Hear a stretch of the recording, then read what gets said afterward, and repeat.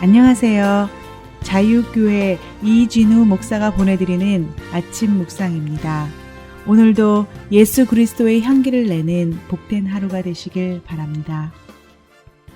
11월 2일 수요일 아침 묵상입니다. 오늘은 너희는 세상의 소금이다 라는 제목으로 마태복음 5장 13절의 말씀 묵상합니다. 너희는 세상의 소금이니 소금이 만일 그 맛을 잃으면 무엇으로 짜게 하리요. 후에는 아무 쓸데 없어 다만 밖에 버려져 사람에게 밟힐 뿐이니라. 무너져버린 마음을 어찌할 바 모르는 참사 유족들과 이웃의 비극을 애통해하는 이들에게 하늘의 위로가 충만히 임하시길 간절히 바라며 수요일 아침 묵상 시작합니다. 예수님께서는 제자들에게 너희는 세상의 소금이라고 선포하셨습니다. 소금을 소금이라고 부르는 가장 중요한 특징은 무엇입니까? 소금을 소금이라고 할 수 있는 가장 중요한 특징은 그 모양이 아니라 맛입니다. 아무리 소금과 비슷한 모양이라고 해도 짠맛이 나지 않고 단맛이 나면 이것은 소금이 아니라 설탕이라고 부릅니다. 그래서 예수님께서는 너희는 세상의 소금이다 선포하신 다음에 무엇이라고 말씀하셨습니까? 소금이 맛을 잃으면 버려져 사람들에게 밟힐 것이라고 말씀하셨습니다. 소금이 소금이라 불리기 위해서는 반드시 짠맛이 나야 합니다. 짠맛은 모든 음식의 맛을 내는 가장 중요한 조미료이기도 하지만 옛날에는 소금의 짠맛을 더 중요하게 사용한 것이 있습니다.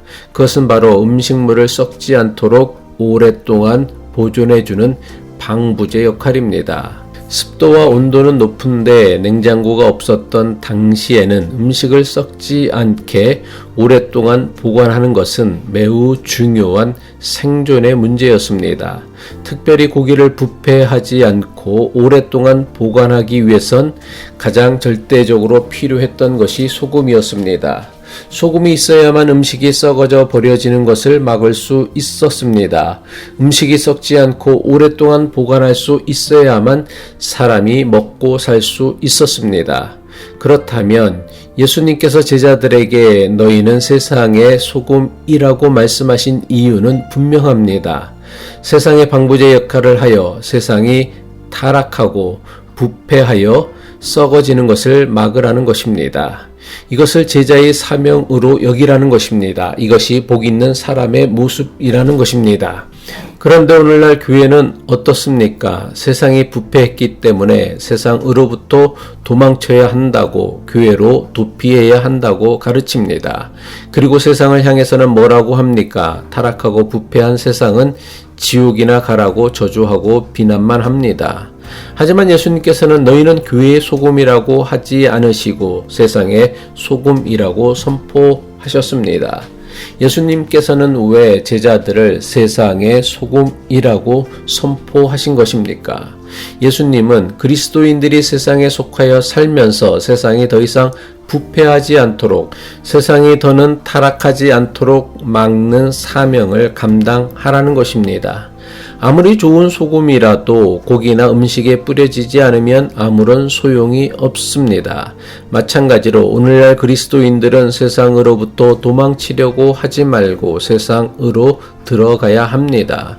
소금이 고기에 녹아들어 고기가 썩는 것을 막는 것처럼 그리스도인들이 세상에 들어가 세상이 부패하고 썩는 것을 막아야 합니다.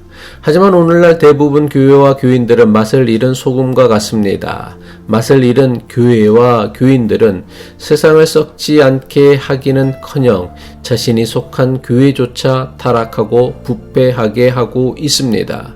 교회는 세상에서 경험할 수 없는 가장 거룩한 곳이 되어야 합니다. 하지만 오늘날 교회는 세상보다 더 세속적인 교회가 되고 말았습니다. 그 결과 예수님의 경고처럼 맛을 잃은 소금이 버려져 사람들에게 밟히는 것처럼 교회는 세상의 조롱거리가 되고 있습니다.